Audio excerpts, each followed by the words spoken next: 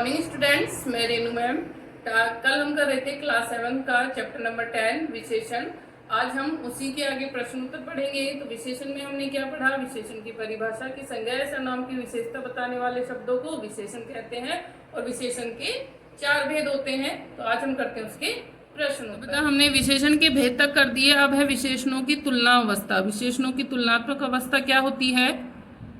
जैसे गीता सुंदर है, सीता गीता से सुंदर है, रीता सबसे सुंदर है। तो इस तरह से इनकी विशेषण की जो तुलनात्मक अवस्था है वो तर और तम प्रत्यय लगाकर विशेषणों की तुलना की जाती है। इनकी 3 अवस्थाएं होती है, मूलावस्था, उत्तरावस्था और उत्तमावस्था।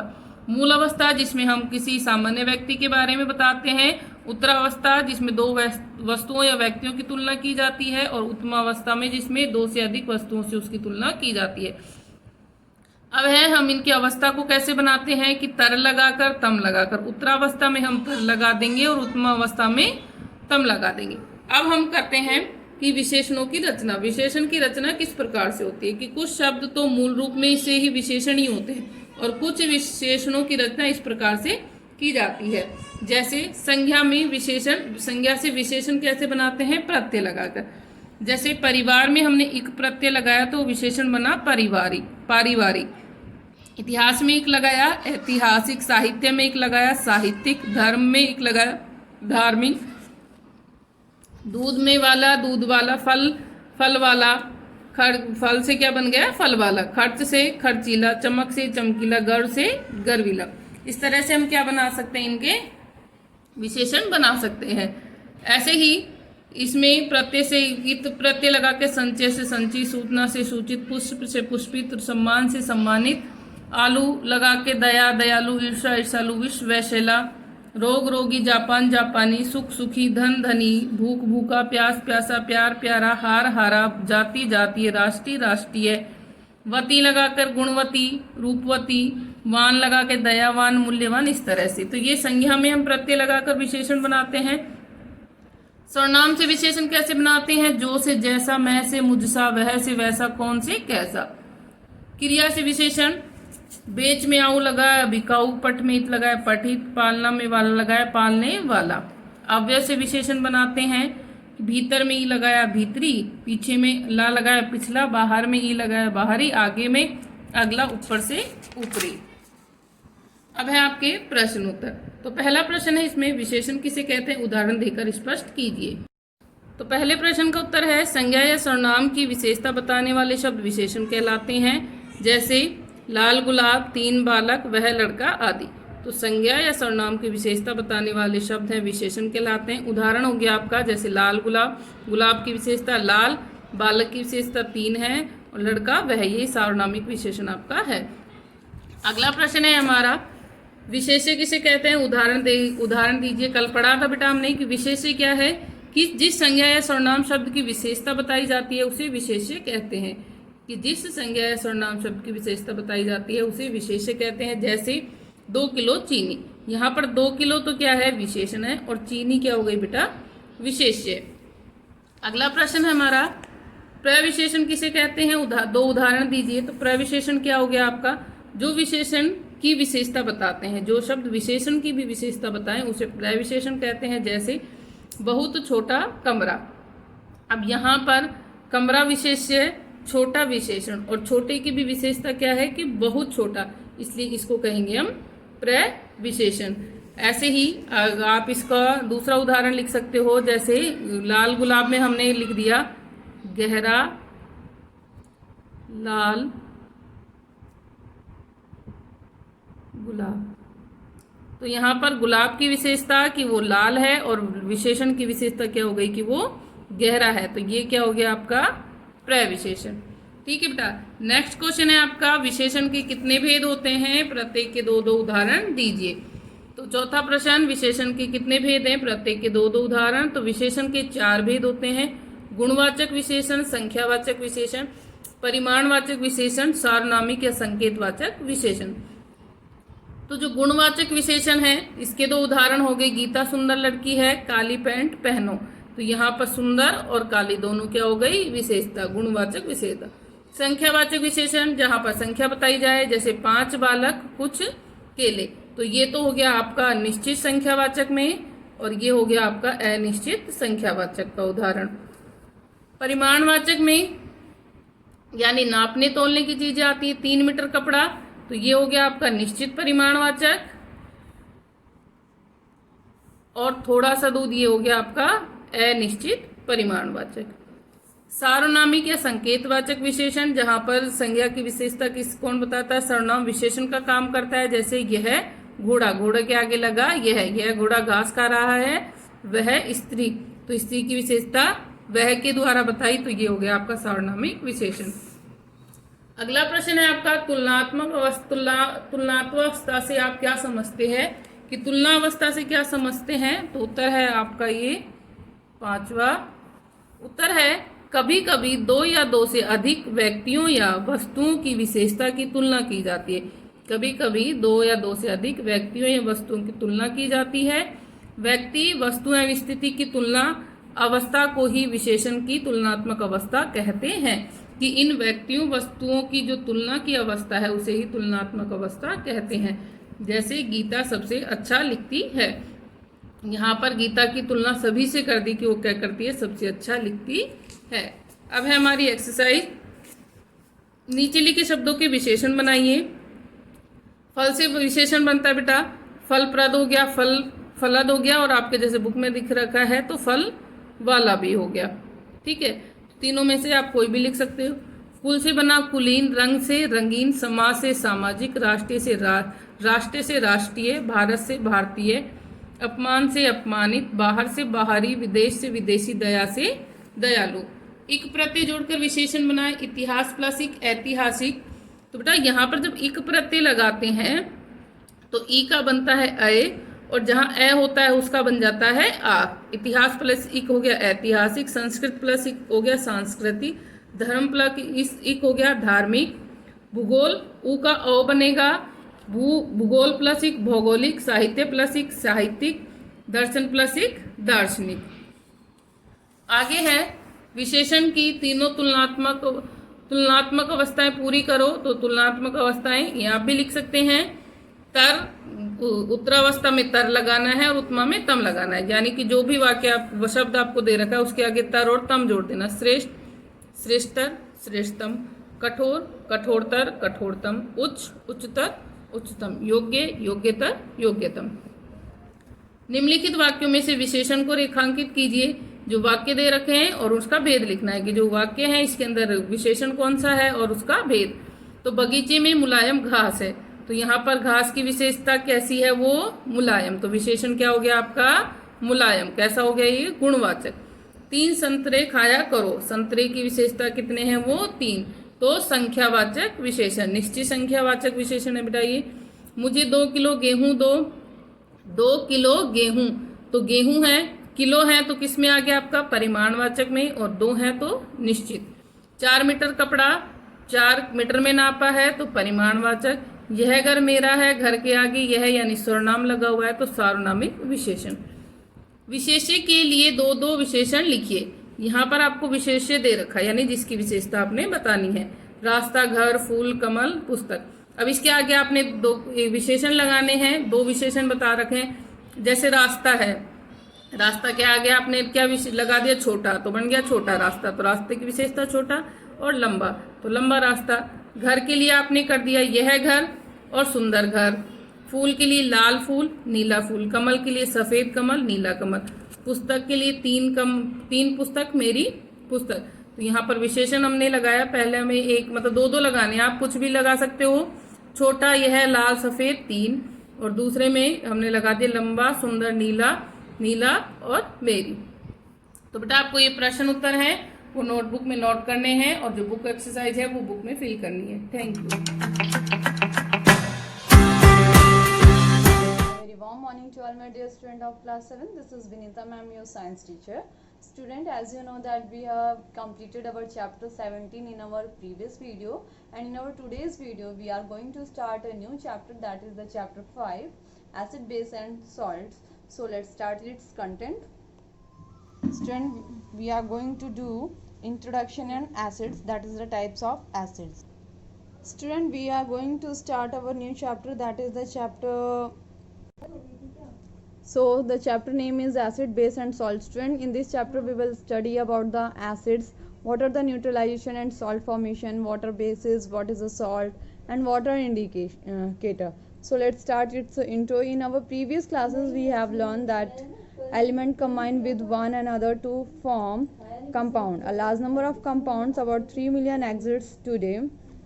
You have also learned that materials are classified into various groups on the basis of their physical properties such as color, hardness, solubility, luster, etc. Material can also be classified into three groups, namely acid, base and salt, on the basis of their taste. Student, in this chapter we are talking about the acid, base and salt. Firstly, before discussing this, we should know what are the elements, what are the compound. Elements student one atom से बना हुआ आप कह सकते हो, जो molecules one molecules से बने हुए होते हैं, एटम्स एलिमेंट्स होते हैं. When the group of elements get combine with one another to form compound, जब डिफरेंट एलिमेंट्स, जब एक ही एलिमेंट के कई सारे मॉलिक्यूल्स कंबाइन होते हैं, then they form the compound. और समटाइम ऐसा होता है कि डिफरेंट एलिमेंट्स जो कंबाइंड हो जाते हैं, then they form the compound.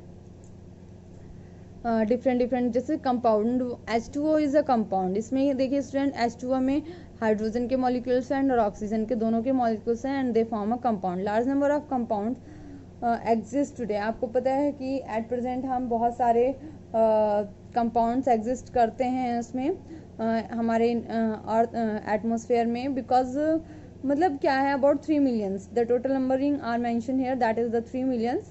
And इनको हम क्लासीफाइड हमने किया हुआ डिफरेंट ग्रुप्स में on the basis of their physical properties. उनके फिजिकल प्रॉपर्टीज के ऊपर, कलर के ऊपर, हार्डनेस, सॉल्युबिलिटी, लस्टर, इन सब के ऊपर डिपेंड करता है कि उनको किस तरीके से किस ग्रुप में क्लासीफाई किया गया है.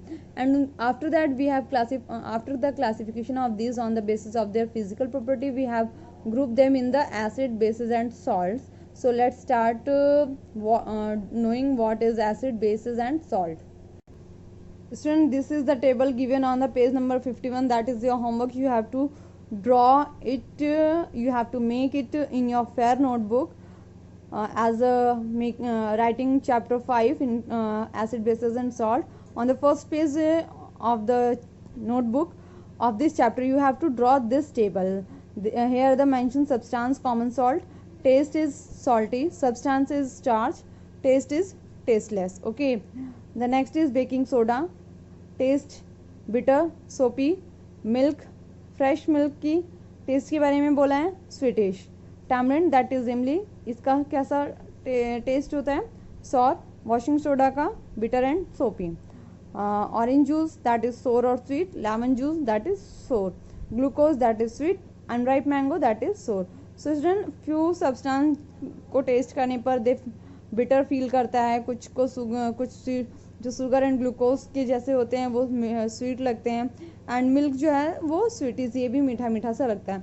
So on this table, on the basis of this table, we can say that the some are salty, some are bitter, some are sour, some are sweet. So on the basis of these, we have classified all the substances or the substances that occur in our nature into group of acid, bases and salt. So draw this table into your fair notebook. Let's continue. The substance which like lemon juice tastes sour because of the presence of chemical called acid. कुछ substance होते हैं जिनका test कैसा लगता है student, सोर, खट्टा खट्टा सा लगता है. So we can say that these are the acid. Material containing an acid are called acidic substance. वो मटेरियल जिसके अंदर एसिड होता है, that material we call the acidic substance. Okay, the baking soda is slippery and bitter because of the presence of chemical called base in it. substance containing bases are called basic substance. So student, देखिए baking soda, we are talking about the baking soda that we use in making cake, biscuits, and in these this is also used in baking factories and to bake or to make the objects fluffy. Okay, जैसे कि आपका देखा है आपने, मैदा से बनी हुई कोई भी मोस्ट ऑफ द चीज़ें जो बनती हैं उनके अंदर हम बेकिंग सोडा यूज़ करते हैं. एंड इट इज़ स्लिपरी बहुत. आप इसका टच करेंगे तो ये स्लिपरी लगेगा आपको. जैसे आपने मैदा को देखा होगा कि हाथ में जब आप उसको स्लिप मतलब टच करते हैं तो फिसलता है, but if you touch the wheat flour it doesn't slipped out, okay. तो and its taste is also bitter because of the presence of chemical एक प्रेजेंट होता है उसके अंदर, उस केमिकल की वजह से, दैट इज द बेस, उस केमिकल की वजह से ये आपको बेसिक सब्सटेंस कहलाता है, एंड प्लस में उसका ये बिटर टेस्ट होता है। The next is when an acid reacts with a base it forms another type of substance called salt. जब स्टूडेंट एसिड बेस के साथ रिएक्ट करता है इट फॉर्म सॉल्ट, वो सॉल्ट फॉर्म करता है, okay. Now we will discuss about the acid. The word acid is derived from the Latin word acidus which means sour. ये जो acid word है ये acidus से लिया गया है, लैटिन वर्ड में से acidus वर्ड से बना है। acidus का मीन्स होता है स्टूडेंट sour, मीन्स खट्टा, sour. The pronunciation will be sour. The term acid was introduced in chemistry to name that group of compound which have a sour taste. तो इसका आप केमिस्ट्री में यूज़ होता है ये word most of the, and जो acids होते हैं उनको डिनोट करने के लिए, उनके ग्रुप ऑफ कंपाउंड्स को डिनोट करने के लिए जिनका टेस्ट सॉर होता है, तो उनके लिए ये वर्ड यूज़ होता है। नेक्स्ट कैटेगरीज हैं स्टूडेंट, ये इसकी कुछ टाइप्स दिए हुए हैं, that are the mineral acid, organic acid and concentrated or diluted acid. So first one is mineral acid. Mineral acid is hydrochloric acid, that is HCl, sulfuric acid, that is H2SO4, nitric acid, that is HNO3, etc. are some example of mineral acid that are used in the laboratory. Student, ये all these materials, all these minerals are all these are the mineral acid that are used in the laboratories में आप देख सकते हो, इसी chemistry lab वगैरह में आप इसे देख सकते हो। हाइड्रोक्लोरिक एसिड में स्टूडेंट इसमें HCl, H hydrogen, Cl chlorine, sulphuric acid में H2SO4, H hydrogen, S sulphur, O oxides. जब ये सारे मॉलिक्यूल्स इसके एलिमेंट्स जा करके मिलते हैं then they form the hydrogen sulphate, that is H2SO4 sulphuric acid जिसे बोलते हैं। And the next is nitric acid, that is HNO3। Nitric acid के लिए है हाइड्रोजन, अमोनिया एन से नाइट्रोजन, ओ से ऑक्सीजन। जब इनके कंपाउंड इसके एलिमेंट्स जाके मिक्स होते हैं then they form the nitric acid, that is a compound, okay. Now move on to the organic substance, organic acids. Organic acids occur naturally in animal and plant material, ये mostly animal और plant material में exist करते हैं। Some example of organic acids with their sources are given in this table. Student, you have to draw also this table in your fair notebook, okay. This is your homework for today.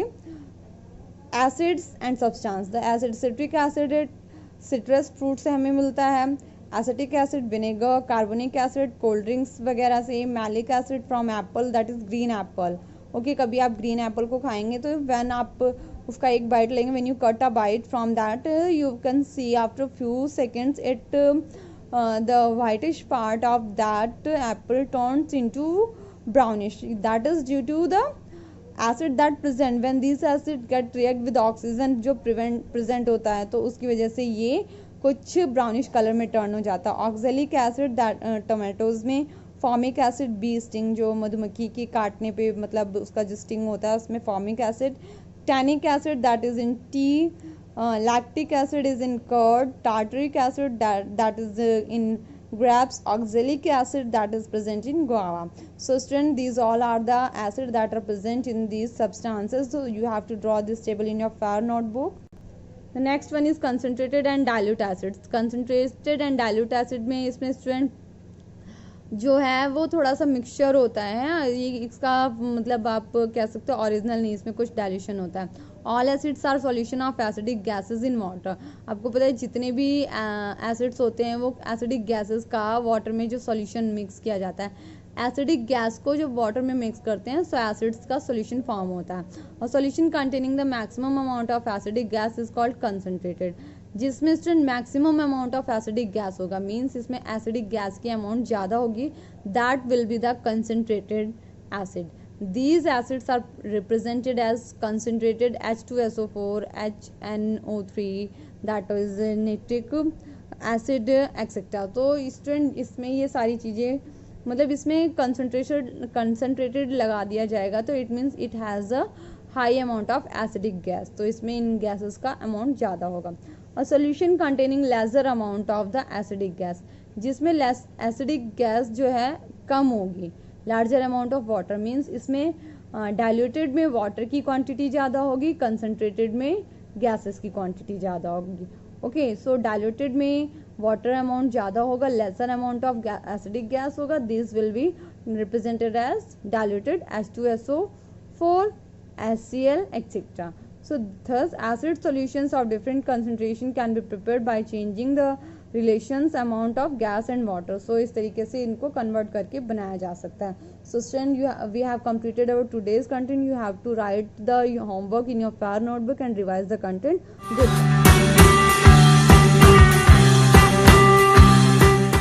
Good morning 7th class student. As you know that in our previous class we have completed exercise 14.3 and review exercise of 14.3 also. So today we will start the word problems of chapter 14. So let's start. Now first question, if two cubes each of edge 3 unit are joined end to end, then what are the dimension of the resulting cuboid? अब देखो हमें दो cube बनाने हैं और उन दोनों cube को अगर हम ज्वाइन कर दें तो किस फॉर्म में आ जाएगा, वो क्यूबॉइड की फॉर्म बन जाएगी।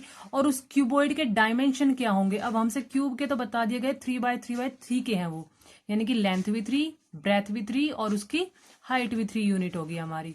तो क्यूबॉइड की क्या होगी, तो चलो हम क्यूबॉइड ड्रॉ करते हैं। अब देखो हमें 2 क्यूब्स बनाने हैं।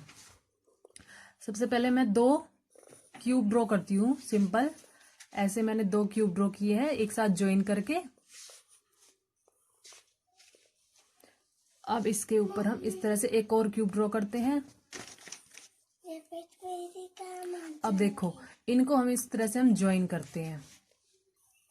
ये मैंने ज्वाइन करा दिए हैं, थोड़ा सा रफली बना है, आप लोग थोड़ा स्केल यूज करना है इसमें। अब देखो ये हमारे 2 क्यूब थे, ज्वाइन हो गए, एक की हमारी 3 यूनिट है तो दूसरे की भी हमारी 3 यूनिट हो गई है, और ये हाइट भी 3 है और ब्रेथ भी 3 यूनिट हो जाएगी हमारी यहाँ पे। देखो अब देखो इसमें हमसे ये पूछा कि इसके डायमेंशन क्या होंगे, तो अब देखो लेंथ में चेंज आ गया, लेंथ क्या होगी 3 + 3 हो गई है, यानी कि 6 यूनिट हो गई है। और हमारी ब्रेथ कितनी है 3 यूनिट है, और हाइट कितनी है 3 यूनिट हो गई है। तो इसमें क्या आ जाएगा 6 × 3/3 यूनिट। इसका डायमेंशन हो जाएगा जो क्यूबिड का, वो हो जाएगा 6 यूनिट, 3 यूनिट और 3 यूनिट। ये हमारा डायमेंशन आ जाएगा हमारे क्यूबॉइड का, जो हमारा न्यू क्यूबॉइड हमारा बना है। Now question number 2, if 2 cuboids each of dimension 5/3/2 units are joined end to end, then what are the dimension of the resulting cuboid? अब जैसे हमने ये क्यूब ड्रॉ करा था ना, क्यूब 2 क्यूब को ज्वाइन करके क्यूबॉइड बनाया था, तो चेंज किस में आया था, ओनली लेंथ में ही चेंज आया था हमारा। अब इसी तरह से हमारे पास क्यूबॉइड दे दिए, 2 क्यूबॉइड है और उनका डायमेंशन ये है, तो इसमें भी किस में चेंज आएगा, हमारी लेंथ में चेंज आएगा। जो ये हमारा 5 है, 5 + 5 करेंगे तो कितना हो जाएगा 10। तो जो डायमेंशन आएगा वो न्यू डायमेंशन आएगा 10 × 3 × 2।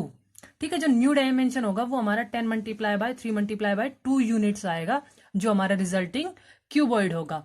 So next question number 3, what is the number of dimensions of a net of 3D shapes? अब देखो number of dimension of 3D shape क्या होता है हमारा। अब देखो हम क्या बनाते हैं कि नेट जो ड्रॉ करते हैं 3D शेप्स होती हैं, उनमें तो हमें पता है कि लेंथ, ब्रेथ और हमारी हाइट 3 चीज होती है 3D शेप में। जो 2D शेप होती है उसमें सिर्फ लेंथ और हाइट होती है, लेकिन 3D में हमारी लेंथ, ब्रेथ और हाइट तीनों चीजें होती है। तो अब इसमें क्वेश्चन में हमसे ये पूछा था कि जो नेट होता है उसके डायमेंशन क्या होंगे। अब नेट तो क्या होता है, एक प्लेन फिगर पे बनाते हैं हम। प्लेन पे जैसे हम बना रहे हैं, सपोज करो हम किसी अपने क्यूब का बना रहे हैं, इस तरह से मैंने क्यूब का एक नेट ड्रॉ किया है, तो उसमें क्या हो जाएगा, इस तरह से हो जाएगा हमारा क्यूब का नेट। तो ये हमारा क्यूब का नेट है, इसमें हमें 2 ही चीजें नजर आ रही है, एक तो हमें लेंथ नजर आ रही है और एक हमें हाइट नजर आ रही है। तो हमें सिर्फ 2 ही चीजें नजर आ रही है, तो इसमें हम क्या कहेंगे कि जो नेट होगा वो 2D होगा, हमारा 2 डायमेंशनल बनेगा हमारा नेट। सॉलिड शेप्स जो होती है हमारी 3D शेप, उसमें तो हमारे 3 डायमेंशनल होती है, लेकिन जो नेट होता है वो हमारा 2 डायमेंशनल होता है, उसमें हमें सिर्फ 2 ही चीजें नजर आती है इसलिए। Next question number 4, why is a cone not a pyramid? Cone को हम पिरामिड क्यों नहीं कह सकते? अब देखो कोन और पिरामिड अगर मैं ड्रॉ करने लग जाऊं तो देखो कोन की शेप हमारी इस तरह से होती है, ये हमारा कोन हो गया है। और अगर मैं पिरामिड ड्रॉ करती हूँ तो पिरामिड में देखो हमारा बेस क्या हो जाएगा, स्क्वायर बन गया है, और ये बेस स्क्वायर हो गया और ये इसके ऊपर ट्राइंगल्स होती है इसके चारों तरफ, ये हमारा पिरामिड हो जाता है। इस तरह से हमारा पिरामिड होता है। तो इसमें क्वेश्चन में ये कहा गया कि कोन को ही हम पिरामिड क्यों नहीं कहते हैं? वो रीजन ये है क्योंकि जो कोन होता है उसमें तो क्या है कि दो ही सरफेस होते हैं, एक हमारा कर्ड और एक हमारा फ्लैट सरफेस। बट पिरामिड जो है उसमें हमारा पॉलीगन होता है, कोन में हमारा पॉलीगन नहीं होता है, इसीलिए वो हमारा पिरामिड नहीं बोला जाता है। तो आप इसमें राइट करोगे the cone does not have a polygon so it is not a pyramid. Next question, which basic parameter make 2D shapes different from 3D one? Explain with figure. अब देखो एक हम 2D शेप ड्रॉ करते हैं और एक हम 3D shape draw कर लेते हैं। अब देखो हमारे पास एक मान के चलते ये हमारे पास स्क्वायर हो गया है, ये मैंने ड्रॉ कर लिया है स्क्वायर। एक मैं 3D शेप बना लेती हूँ, अपना क्यूब ड्रॉ कर लिया मैंने। अब देखो इन दोनों में फिगर में डिफरेंस क्या है? इसमें तो सिर्फ लेंथ और हमारे पास ब्रेथ हो गई है, दो ही चीजें हैं। यहाँ हमारे पास लेंथ भी है, ब्रेथ भी है और हमारे पास हाइट भी है। तो यहाँ हमारे पास तीनों चीजें हैं, ये 3D शेप हो गई है तो ये हमारी 2D शेप हो गई। इसीलिए ये दोनों डिफर करते हैं। इनके पैरामीटर्स यही है कि इसमें सिर्फ लेंथ ब्रेथ होती है और इसमें हमारे पास तीनों चीजें होती है, लेंथ ब्रेथ और हाइट होती है। यही इनका डिफर है। और आपको जब अपनी नोटबुक में करोगे तो ये फिगर्स ड्रॉ करोगे और राइट करोगे कि it has a only length breadth and it has only length breadth and height.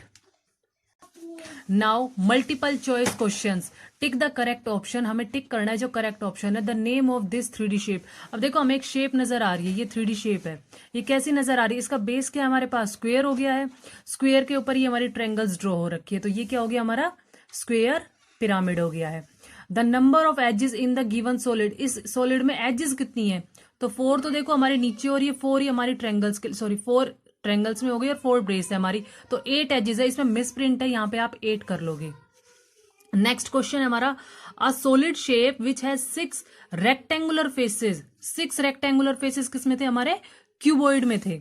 हमारे स्क्वायर फेसेस तो हमारे क्यूब में होते हैं और रेक्टेंगुलर फेसेस किसमें होते हैं? हमारे क्यूबॉइड में होते हैं। Next is a solid shape which has only 1 curved surface. अब देखो सिर्फ एक 1 कर्ड सरफेस किसमें होता है? कौन है उसमें 1 कर्ड सरफेस होता है और 1 फ्लैट सरफेस होता है। सिलेंडर में 1 कर्ड सरफेस होता है और 2 हमारे फ्लैट सरफेसेस होते हैं। स्फीयर में ओनली 1 सरफेस होता है, 1 कर्ड सरफेस होता है। तो इसका आंसर क्या आ जाएगा? स्फीयर आ जाएगा। स्फीयर में सिर्फ एक ही सरफेस होता है और वो भी कर्व्ड ही होता है। Now question number 5, a solid shape which has 3 triangular lateral surface and 1 triangular base is called. तो उसको हम क्या कहेंगे? ट्रायंगुलर पिरामिड हो जाएगा वो हमारा। Next is number of vertices in a cuboid is. अब देखो क्यूबॉइड थे, क्यूबॉइड के वर्टिसेस मैंने बताया था ना, जहां पे 2 और 3 लाइन सेगमेंट आके मीट करती है जिस पॉइंट पे, वो हमारा वर्टेक्स होता है। और वर्टेक्स का प्लूरल फॉर्म होता है वर्टिसेस। तो उसमें कितने नंबर ऑफ वर्टिसेस थे? हमारे 8 वर्टिसेस हैं। तो हमने आज चैप्टर नंबर 14 के वर्ड प्रॉब्लम, मल्टीपल चॉइस भी कंप्लीट कर लिए। अब हमारा चैप्टर नंबर 14 बिल्कुल कंप्लीट हो गया है। आपको अपनी फेयर नोटबुक में ये रिव्यू एक्सरसाइज भी कंप्लीट करनी है और अपने फोटोज जो हैं इसके एक्सरसाइज के अपने क्लास इंचार्ज के साथ शेयर करने हैं। Thank you.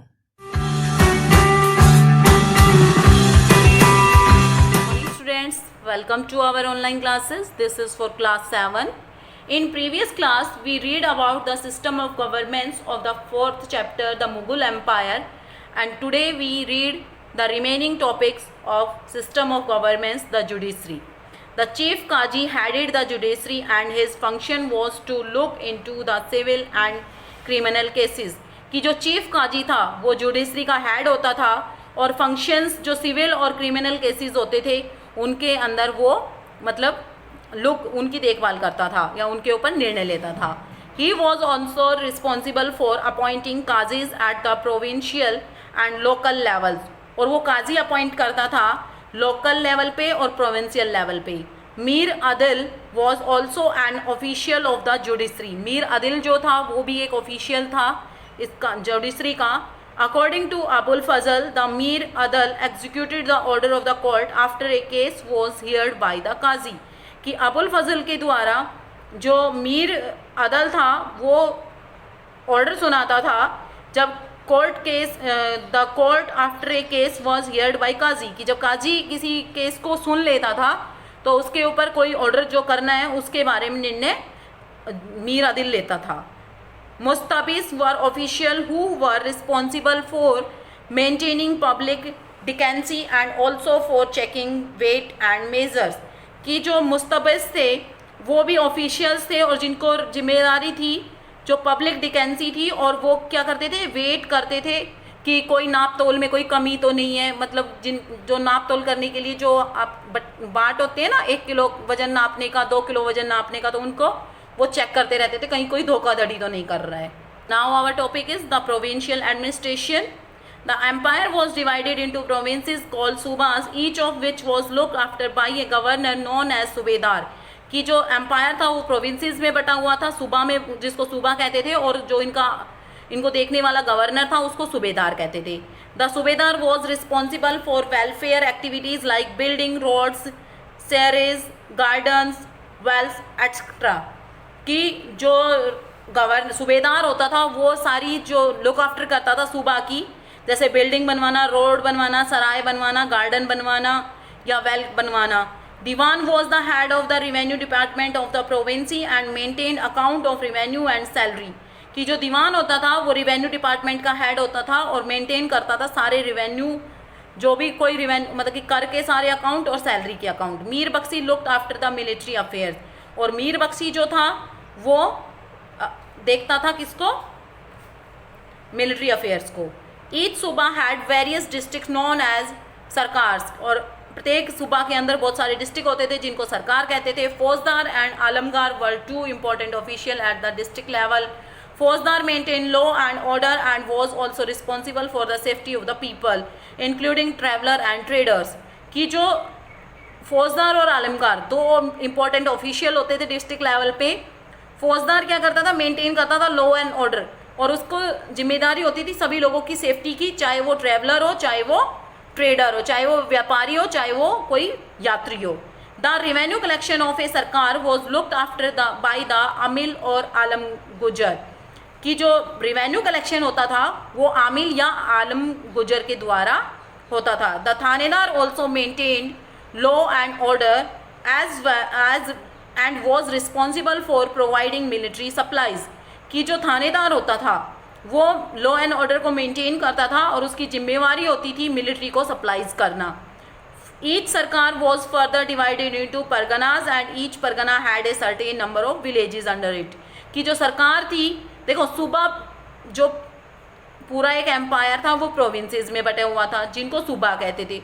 सूबा के अंडर में क्या था, यहाँ पे सरकार थी, सरकार के अंदर परगना है और परगना के अंदर विलेजेस हैं, ठीक है। Shiqdar and amil were the administrative official at the sarkar level while muqaddam and patwari look after village administration, कि जो सिकदार थे और जो आमिल थे वो एडमिनिस्ट्रेशन ऑफिशियल थे जबकि सरकार लेवल पे, ठीक है, और मुकदम और पटवारी थे विलेज लेवल पे। These official collected land revenue, maintain land records and also maintain law and order, कि ये जो ऑफिशियल्स थे वो लैंड रेवेन्यू कलेक्ट करते थे, लैंड रिकॉर्ड बनाते थे और लॉ एंड ऑर्डर मेंटेन करते थे। अब है द मनसबदारी सिस्टम, ये एक सिस्टम है बेटा इस टाइम का। The mansabdari system was an administrative mechanism employ by the Mughal which was introduced by Akbar, कि मनसबदारी जो सिस्टम था वो एक प्रशासनिक मतलब कि एम्प्लॉय जो थे उनके लिए था, जो मुगल शासक अकबर ने बनवाया था। The term mansab means rank or office and a mansabdar is the holder of a rank in the administration. मनसबदार मतलब क्या होता है, जैसे हमारे यहाँ पे रैंक होती है ना, मान लो आप आर्मी के अंदर ही हम देखते हैं कोई हवलदार होता है, कोई नायक हवलदार होता है, कोई सिविल मतलब कि, या पुलिस के अंदर आप देखते हो कि एक मतलब कि हवलदार होता है, एक SHO होता है, फिर IO होता है, ठीक है। तो ये सारे वहाँ पे भी रैंक थी ऑफिस इनकी, और जो इन रैंक को होल्ड करता था उनको मनसबदार कहते थे। Each civil and military official was assigned a mansab according to merit and status, और प्रत्येक जो जैसे कि आज के टाइम में आप किसी भी जॉब में जाते हो, आपकी जितनी रैंक ज़्यादा आती है आपको उतनी अच्छी जॉब मिलती है। तो ऐसे ही जो सिविल और मिलिट्री के जितने भी काम थे वो मेरिट और स्टेटस के आधार पे उनको मिलता था मनसब। 10 was the lowest rank while 5000 was the highest, कि जो 10 थी वो लोवेस्ट रैंक थी और जो 5000 थी वो हाईएस्ट रैंक थी। Princes received mansab between 5000 and 10,000। यहाँ पे ये नहीं है कि मतलब उनकी मेरिट के हिसाब से उनको जो 10th रैंक 10 मनसब दे दिए, 10 गांव दे दिए, ठीक है, और फिर या फिर उनको 5000 दे दिए, 10,000 दे दिए। तो जो प्रिंस थे वो रिसीव करते थे 5000 to 10,000। The emperor appointed the mansabdar, और जो राजा होता था, एम्परर होता था, वो मनसबदार अपॉइंट करता था। Zat and sawar are the 2 elements of a mansab, की जाट और सावर ये 2 तत्व थे मनसब के। Zat means the official on status and income, while sawar indicate the number of cavalrymen to be maintained, कि जो जाट होते थे वो ऑफिशियल होते थे स्टेटस के अंदर और इनकम के अंदर, और जो सेवार होते थे वो इंडिकेट करते थे कि कितने लोग इसको मेंटेन करते हैं। For instance 300 sawar meant the mansabdar had to maintain 300 soldiers, कि 300 सेवार का मतलब है कि 300 सोल्जर्स उसके अंडर हैं, 300 सैनिक उसके अंडर हैं मनसब में। The decline of Mughals, even though the Mughal empire became to a formal end in 1857 CE, कि जबकि मुगल एम्पायर मतलब कि एक औपचारिक रूप में 1857 में अंतिम रूप में आ गया था। It had already been on the path of decline since the death of Aurangzeb in 1707 CE, कि 1707 ईस्वी में जब औरंगजेब की मृत्यु हुई उस टाइम जो मुगल साम्राज्य था वो पतन के रास्ते पे चल पड़ा था। One of the biggest reason for the decline was the weak and incompetent ruler that come to the throne after Aurangzeb, और इनके जो पतन का क्या कारण था, एक बड़ा कारण था कि औरंगजेब के बाद जो भी इनके रूलर थे, जो भी सिंहासन पे इनके रूलर बैठे, वो बहुत ही वीक थे और उनके अंदर मतलब प्रतिस्पर्धा की भावना नहीं थी। वो ये सोचते थे कि चल रहा है ठीक है, जैसे राज्य चल रहा है वैसे चलने दो, उनको कोई फर्क नहीं पड़ता था, वो अपने ऐशो आराम में लगे रहते थे। Owing of this weakness, many provinces starting breaking away from the Mughal Empire and asserting independence, और इसी वीकनेस को देखते हुए क्या है कि काफ़ी सारी जो प्रोविंसेस थी वो ब्रेकआउट होने लगी और मुगल एम्पायर से अलग होके इंडिपेंडेंस होने लगी। ठीक है, जब भी आप ये देखते हो कि कोई भी शासन टूटने लगता है या उसके जो शासक होते हैं वो वीक होते हैं, तो जो प्रोविंसेस होती हैं, या आप अपने कहीं पे भी देख लो, जब सरकार के अंदर अगर हमारा पीएम या कोई भी अगर अच्छा नहीं होगा, वीक होगा, अगर उसके जो पार्टी है जैसे कि बीजेपी पार्टी है उसके सारे मेंबर्स अलग अलग लड़ने लग जाएंगे, तो क्या होगा, पार्टी का विभाजन हो जाएगा और वो सब अलग अलग रहना स्टार्ट कर देंगे। ठीक है, अलग अलग अपनी सरकार बनाना चालू कर देंगे।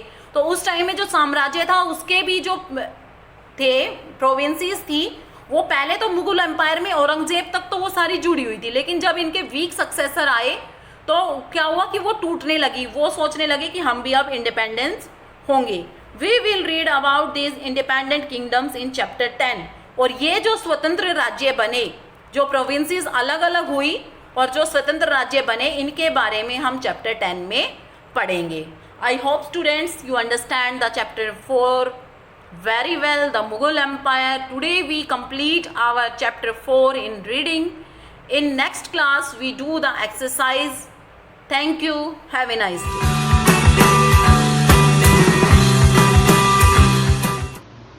Morning student, welcome to online classes. This is Saroz from MLP International School, Rajpura.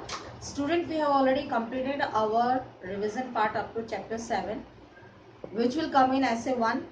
And a part of that we are just doing right now, we are doing the listening skill. So in that case we have done the 2 part, and today we will just start the third one for each class 6, 7 and 8. So student, let us start. Good morning students. So we have to just start today the third part of listening skill, which has been given in the Jack and the Beanstalk chapter number 5 in the exercise. तो जैसे हमने पहले दो जो है इसमें part में किया हुआ है, तो आज थर्ड पार्ट इसका स्टार्ट करते हैं, जो कि पैराग्राफ में आपको ये पढ़ के इसको समझाऊंगी। इसके कुछ क्वेश्चन आंसर्स हैं जो जैक एंड बेंस के आपके चैप्टर में पीछे दिए हुए हैं। किसके नाम से? लिसनिंग स्किल के नाम से। तो लिसनिंग स्किल इट मीन्स कि ये आपको देखना है कि आपके अंदर सुनने की कितनी शक्ति है, आप कितना समझ करके सुन करके अपने आप से वो चीज़ें आंसर्स देते हो। तो ये है लिसनिंग स्किल्स। सो स्टार्ट। ये है Balbir and Navneet were two childhood friends. Balbir और नवनीत जो है वो बचपन के दो दोस्त होते हैं। वाइल जबकि Navneet was a rich merchant, Navneet जो है वो बहुत ही ज़्यादा अमीर जो है व्यापारी होता है। Balbir was a simple farmer, और जो है बलबीर क्या है? वो साधारण सा एक किसान होता है। वन डे एक दिन बलबीर वेंट टू नवनीत्स हाउस, एक दिन जो है बलबीर जो है नवनीत के घर पर गया। नवनीत वेलकम्ड हिम वार्मली, और नवनीत ने उसका स्वागत किया। नवनीत वॉज क्वाइट हॉस्पिटेबल, यानी कि वो आवाभगत बहुत अच्छी तरह से कर रहा था उसकी। द नेक्स्ट डे दूसरे दिन ही arrange a grand feast of his friend, और दूसरे दिन उसने अपने दोस्त के लिए एक दावत जो है रखी। The कुक्स of the house spend many hours cooking one dish after another, और जो कुक थे घर के, जितने भी जो है कुक थे, उन सब ने जो है काफ़ी घंटे लगे एक के बाद एक नई डिश बनाने में। एट लिस्ट आखिर में the lunch was serve, lunch को जो है सर्व किया गया टेबल पे। There were a number of delicious dish, और उस टेबल पे बहुत सी जो है स्वादिष्ट जो है सब्जी रखी हुई थी। Laid out nicely on the table, table पे जो है बहुत ही सजीले तरीके से वो रखी हुई थी, सजा रखी थी, यानी कि उन्हें बहुत ही अच्छी तरह से जो है रखा हुआ था। Navneet requested his friend to have lunch, और नवनीत ने क्या किया? अपने दोस्त से रिक्वेस्ट की कि खाना शुरू करें। As Balbir tasted all the dishes, जैसे ही सारी डिशेस को बलबीर ने टेस्ट किया, Navneet eagerly waited for a word of praise, और उसके टेस्ट करने के बाद नवनीत जो है वो बहुत ही मतलब कृतज्ञता से, ये मतलब बहुत ही जो है उसको क्यूरियोसिटी थी ये सुनने के लिए कि खाना टेस्ट करने के बाद बलबीर जो है उसको जो है प्रेज करेगा, यानी कि उसकी तारीफ करेगा। How ever he was dish hearted one his friend said, और उसके बाद उसका दिल टूट गया जब उसके दोस्त ने कहा, certainly it was a sumptuous lunch but the food served in your village is better। कहते हैं कि वाकई में ये बहुत ही स्वादिष्ट भोजन था, लेकिन जो फूड हमारे गांव में सर्व किया जाता है वो इस भोजन से बेटर है। यानी कि उसने नवनीत के जो है सर्व किए हुए खाने जितने भी डिशेस थी उससे बेटर उसने विलेज के जो है खाने को बताया। सो स्टूडेंट, अब देखिए जो है रीड ए स्मॉल पैराग्राफ, जो वही पैराग्राफ है जो मैंने आपको अभी रीड करके बताया है। अब देखिए इसके क्वेश्चन। पहला क्वेश्चन क्या है? What were the professions of the two friends, उन दोनों फ्रेंड्स के प्रोफेशन क्या थे, यानी कि उनका क्या जो है काम था। तो एक क्या था? रिच मर्चेंट था, और दूसरा क्या था? एक फार्मर था। तो ये दोनों का जो है प्रोफेशन है। One was a rich merchant and another was a farmer, simple farmer. अब नंबर 2 देखिए, how did Navneet welcome him, Navneet ने उसको कैसे वेलकम किया? With a warm welcome.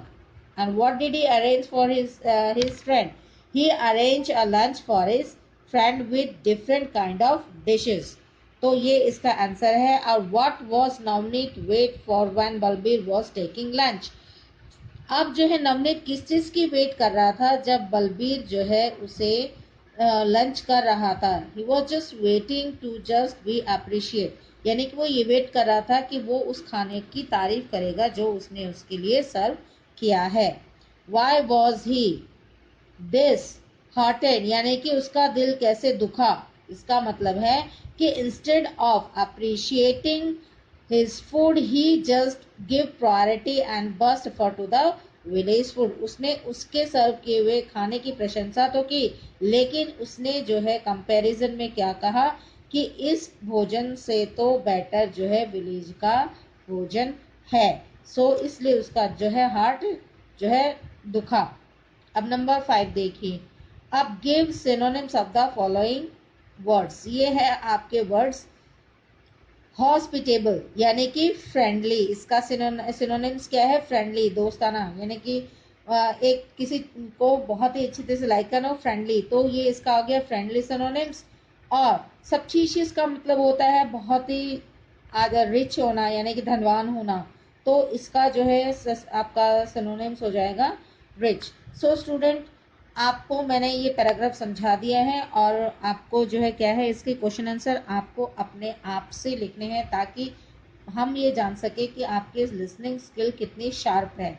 So student, what you have to do as usual, you have to click on the bell icon and share the video, subscribe the channel and like the video.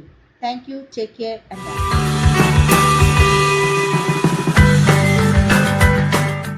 Hello student, in today's GK class I Priyanka ma'am discuss with you some current affair. You have to write that current affair in your GK notebook and revise in your exam. Okay. Student, question number 44 is who has been appointed as the director of NBT National Book Trust. आपसे full form भी ask की जा सकती है, what is the full form of NBT, तो national book trust. Student, इसके director कौन appoint हुए हैं? युवराज मलिक। NBT एक नेशनल बुक ट्रस्ट है, इसमें वेरियस टाइप्स के ई बुक्स और पेपर्स होते हैं और इसके फाउंडर कौन थे? पंडित जवाहरलाल नेहरू, जो भारत के फर्स्ट प्राइम मिनिस्टर थे। Okay, next one is who has been awarded Merck young scientist award 2019। तो मर्क यंग जो साइंटिस्ट अवार्ड है वो एक बेस्ट रिसर्च करता है उस बंदे को मिलता है। तो ये किसको मिला था? शाक्य सिंघा सैन। ये कहाँ से बिलोंग्स करते थे?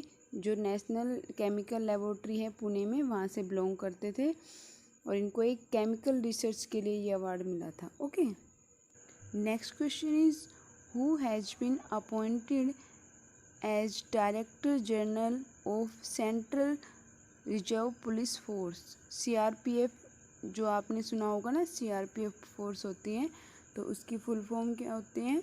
Central reserve police force. तो इसके डायरेक्टर जनरल मिस DIG कौन अपॉइंट हुए हैं? Anand Prakash Maheshwari.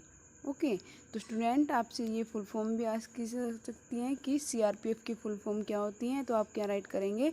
Central reserve police force. Next one is who has been awarded the prestigious Saraswati Samman 2019। तो इसका आंसर क्या है? वासुदेव मोही। तो स्टूडेंट, जो ये प्रेस्टिगियस सरस्वती सम्मान है ये किसको मिला था? वासुदेव मोही को। वासुदेव मोही एक राइटर और एक पोएट दोनों थे। इन्होंने के बिरला जो फाउंडेशन है उनको एक जो लिटरेसी में कोई राइट करके दिया था पैराग्राफ, तो इसके लिए उन्हें एक ये अवार्ड मिला था। Okay, next one is who has been appointed as the new chairperson and managing director of Shipping Corporation of India। तो स्टूडेंट, चेयरपर्सन और MD की full form managing director, shipping जो कॉरपोरेशन है इंडिया के, वो कौन अपॉइंट हुए हैं? हरजीत कौर जोशी, और ये एक पंजाबी थे। ठीक है, Now question number 49 is who has been awarded Miss Teen International for the year 2019? Student जो मिस टीन अवार्ड है वो 14 to 19 की एज में जो गर्ल्स होती हैं उनको मिलता है according to their beauty and work. Okay, तो इस किसको मिला था? ये आयुषी ढोलकिया। और ये जो गर्ल्स थी ये एशिया कॉन्टिनेंट से ही बिलोंग करती थी। आफ्टर 27 ईयर्स एशिया कॉन्टिनेंट में किसी गर्ल्स को ये अवार्ड मिला था। Okay, next one is who become the new chief minister of Madhya Pradesh. तो चीफ मिनिस्टर क्या होते हैं? मुख्यमंत्री। मध्य प्रदेश के जो नए चीफ मिनिस्टर कौन अपॉइंट हुए हैं? शिवराज सिंह चौहान। और हमारे जो स्टेट है हरियाणा उसके कौन है? Shri Manohar Lal Khattar. Okay, next one is who have been awarded with the Abel prize 2020। Answer is Hillel Furstenberg and Grigory Margulis. तो स्टूडेंट ये 2 पर्सन्स थे जो अलग अलग कंट्री से बिलोंग करते थे जिनको हाबिल जो पुरस्कार है वो मिला था। इसको हिंदी में बोलते हैं हाबिल पुरस्कार और इंग्लिश में एबल प्राइज। ओके, तो स्टूडेंट जो हिलेल फस्टनबर्ग थे ये अमेरिका से बिलोंग करते थे और जॉर्ज मार्गिल से कहाँ से बिलोंग करते थे? रूस से। और जो ये हाबिल जो प्राइज है ये किसको मिलता है? जो पर्सन्स मैथमेटिक्स के फील्ड में डीप स्टडी या थ्योरी वगैरह प्रोवाइड करते हैं उन बंदों को ये प्राइज मिलता है। Next one is who has been appointed as MD and CEO of Yes Bank. तो answer is Prashant Kumar. Student MD की फुल फॉर्म होती है managing director and CEO chief executive officer. तो आपको ये पता होना चाहिए। Next one is who has been named as BBC Indian sport women of the year 2019। Okay, answer is PV Sindhu. Student BBC की फुल फॉर्म होती है ब्रिटिश ब्रॉडकास्टिंग सेंटर कॉरपोरेशन भी बोल सकते हैं इसको। तो इसको ये किसको मिला था? PV सिंधु को। Okay, now question number 54 who has won the 7th edition of doctor MS Swaminathan award for the year 2017 to 19। तो ये किसको मिला था? V प्रवीण राव। तो स्टूडेंट जो ये अवार्ड है ये जो एग्रीकल्चर डिपार्टमेंट से बिलोंग करते हैं रिटायर्ड ऑफिसर उनको मिलता है। Next one is who was named as 120th winner of commonwealth points of light awards. तो इसके विनर कौन थे? Jaidev Payeng, environment activist from Assam. और ये कहाँ से बिलोंग करते थे? असम जो स्टेट है वहाँ से। Next one is who has been awarded the best director award at the Dada Sahib Phalke international film festival award. तो ये किसको मिला था? जो फेमस एक्टर है ऋतिक रोशन। तो स्टूडेंट इसमें ऋतिक की स्पेलिंग आपको ढंग से चेक करनी है। जो ऋतिक में H साइलेंट होता है और स्टार्ट किससे होती है? H से। Okay, next one is who has been appointed as chairperson and managing director of Air India. तो एयर इंडिया कौन सा पार्ट होता है? जो एयरफोर्स से रिलेटेड होते हैं। तो ये इसके जो चेयरमैन और मैनेजिंग डायरेक्टर वो कौन हुए थे? Select Rajiv Bansal. Next one is who has been appointed as the interim managing director and chief executive officer CEO of Punjab national bank. अभी प्रीवियस क्वेश्चन में हमने यस बैंक का किया था, अब क्या है? PNB Punjab national bank. The answer is Neeraj Vyas. Okay,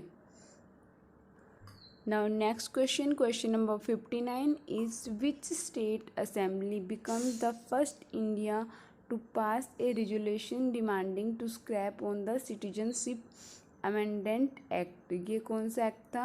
CAA। इसकी फुल फॉर्म भी आपसे आस्क की जा सकती है एग्जाम में कि CAA की फुल फॉर्म क्या है। तो आप क्या बताएंगे? Citizenship amendment act.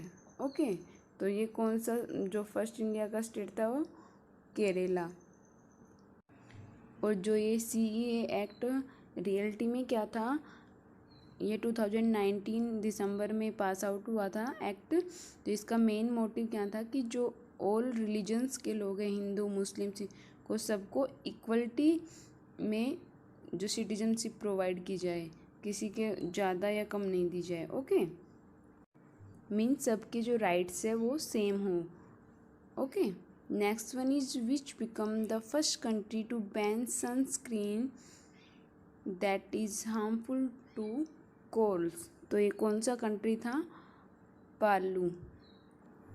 बिकॉज जो ट्रैवलर्स होते हैं वो सनस्क्रीन को कॉस्टली जो कॉस्ट होती हैं उस पर सेल करते हैं, इससे जो स्किन के लिए वैसे तो हार्मफुल होती हैं और इसके लिए पे भी ज़्यादा करना पड़ता है। तो उन्होंने ट्रैवलर्स को की वजह से इस कंट्री में ये सनस्क्रीन है जो बैन कर दी गई। ओके, तो स्टूडेंट आपको क्वेश्चन नंबर 60 तक ये क्वेश्चन आंसर है अपनी नोटबुक में राइट करने हैं, और for your essay exam you have to learn that. Okay, now syllabus of essay 1 for class 6 to 8 is here.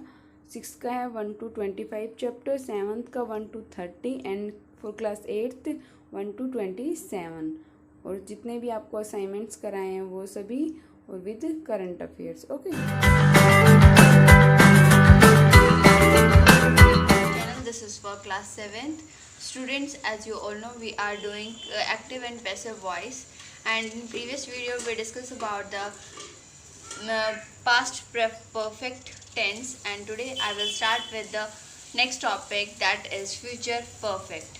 I will explain you in future perfect tense. Our rule is shall, will. In active voice we will use shall, will or have plus second form of the verb. In passive voice, how we are going to change this sentence, will shall or will use करेंगे plus have been plus second form of the verb. How we are going to change this active voice to passive voice according to the sentences, and example is I will have eaten the dog for a walk before 7 a.m. So how this sentence is changed into the passive voice, and the sentence is the dog will have been taken. Will have been word use किया हमने यहाँ पे। second form of the verb for a walk by me before 7 a.m. ये हमने change किया है passive voice में। So students, in interrogative sentences also will का will use करेंगे, और will you have finished the project by next week। ये हमारा interrogative sentence है, और interrogative sentences में हम जो first word होता है हमारे WH family से start हो या helping verb से start होता है उसको हम same ही रखते हैं। will का will ही आएगा। will the project have been finished by you by next week। इसमें हमने passive voice में change किया है। Like this we are going to change this into the passive voice. So students, in interrogative sentences जब हम अगर WH family से start करेंगे question तो WH family का ही word आएगा first। अगर helping verb से start करेंगे तो helping verb ही first आएगा। Like this we are doing the future perfect tense, and here we have the rules how we are going to change the active voice sentence into the passive voice. Now students, we have a book exercise on the basis of this future perfect tense, and let's start with the future perfect tense. Rewrite these sentences in passive voice. In sentences को आपको passive voice में change करना है, passive voice में change करना है। And how you are going to change these sentences into the passive voice? First sentence is Ankit will have reached Tarun's house by 6 p.m. So how we are going to change this into the passive voice? Tarun's house will be reached by 6 p.m. by Ankit. So how we are going to write it down this sentence? So sentence is this. How we are going to change this into the passive voice? This is the passive voice sentence, students. Tarun's house will have been reached by 6 p.m. by Ankit. So Students, we completed with this first sentence. Now like this you have to do this exercise in your fair notebook. This is your homework, and let's start with the next topic, and next topic is modal auxiliaries. Now our next topic is modal auxiliaries. In this topic, look at these examples to understand how sentences with modal auxiliaries in the active voice are changed into the passive voice. हम active voice के sentences को passive voice में कैसे change करेंगे? You all know very well.